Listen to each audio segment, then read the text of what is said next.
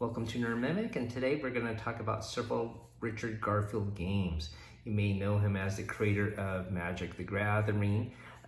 He helped develop this in the 1980s, but he is also a trained doctorate in mathematics and graduated from Penn in 1993. And so he has several games that are more math-based and I think fun for the kids too.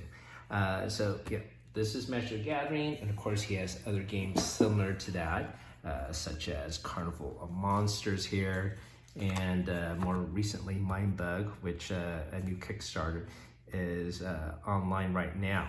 So we're not going to talk about these, and I'm going to show you a kid-oriented game here that he made. It's called Greedy Goblins. It's published by AEG. And in this game, you have multiple players competing for mines, and you get from a draw bag some tiles, or you just put them on the floor. And these tiles, you try to race to put them on mines, trying to put treasure on the ones you want. You can put a stick of dynamite on the mine to amplify the effect. So if you put one stick of dynamite, the score is multiplied by 2. You have 2 sticks of dynamite, the score is amplified by 3. But if you have 3 sticks of dynamite, the mine explodes. So it's a little bit of push your luck mechanism there. So sort of a simple mechanic, but easy for the younger kids to get into there and learn how to multiply by ×2 and ×3. So I'm going to show you a different math scoring game. This is called Treasure Hunt, also of course by Richard Garfield and published by Queen Games. So in this game, you have set lands that you have, and on each land there's going to be 2 little treasure icons. Most of these are good, but some are bad and negative. So let me show you.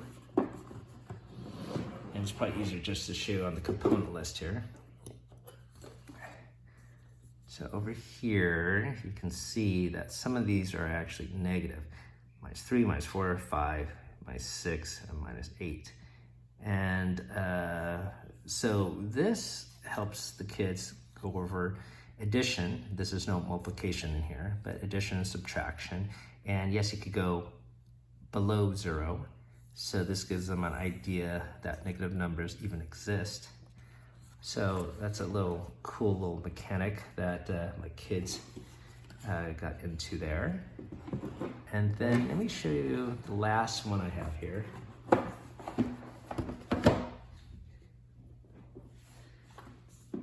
This is Bunny Kingdom, published by Yellow. This is probably one of her more popular games. I know it says rated for 14 plus, but my daughter's a 9 right now in 3rd grade, and they definitely are capable to handle this game. So this game, you have multiple territories, and you try to conquer territories and have them connected. And based on how many towers you have in the cities and based on how many different resources, you multiply them together to get a score. And it can get quite high because the kingdoms can get quite large, and there are 10 plus maybe resources in here. So the multiplication can get quite high, and this is more for, like I said, the older kids, but they don't have to be teenagers. Like I said, I think 8 and 9-year-olds can handle it because they're doing multiplication that high. And I want to show you something interesting in this game.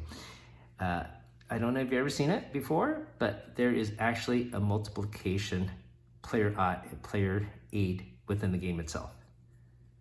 Isn't that ridiculous? But there you go.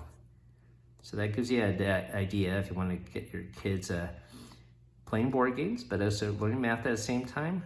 This is a fantastic option.